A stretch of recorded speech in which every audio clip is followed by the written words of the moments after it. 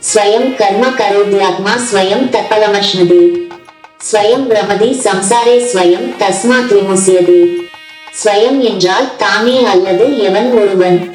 கர்ம என்றால் கர்மம் அல்லது செயல், கரோதி என்றால் செய்வது.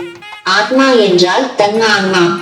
ஸ்வயம் என்றால் தானே அல்லது அந்த ஒருவன். தத் என்றால் அந்த. ஃபலம் என்றால் பலனை அல்லது பலன். அஷ்ணுதே என்றால் அடைகிறார். பிரமதி என்றால் சுற்றுதல்.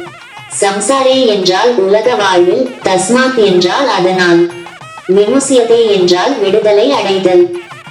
அதாவது அவனவன் செய்யும் கர்மாவுக்கு அவனே பொறுப்பு.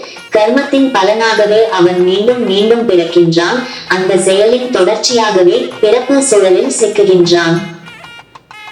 அதிலிருந்து மீண்டு வெளியேறும் காரியங்களையும் அவனேதான் செய்ய வேண்டும். ஒவ்வொருவன் செயலுக்கும் அவனே முழு பொறுப்பானவன். அதன் விளைவுகளெல்லாம் அவனுக்கே. அது எந்த பிறப்பிலும் அவனை விடாது. பிறப்படுத்த செல்லும் காரியங்களையும் அவனே செய்தல் வேண்டும்.